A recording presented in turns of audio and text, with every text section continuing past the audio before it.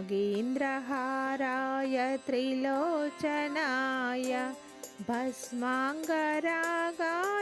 माहेश्वराय नित्याय शुद्धाय दिगम्बराय तस्मै नकाराय नमः शिवाय मन्दाकिनी सलिलचन्दनचर्चिताय नन्दीश्वर प्रमोदनाद महेश्वराय मन्दारमुख्य बहुपुष्पासु पूजिताय तस्मै मकाराय नमः शिवाय शिवाय गौरी वदनारविन्द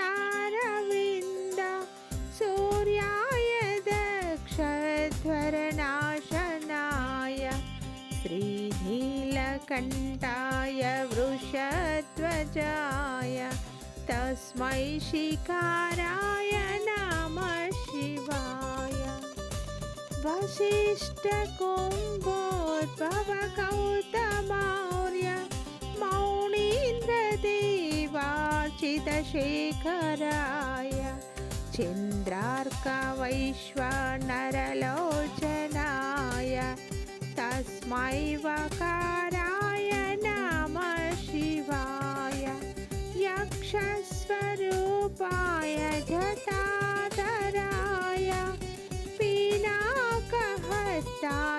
सनातनाय सुदिव्यदेहाय दिगम्बराय तस्मै यकाराय नमः शिवाय ॐ नमः शिवाय।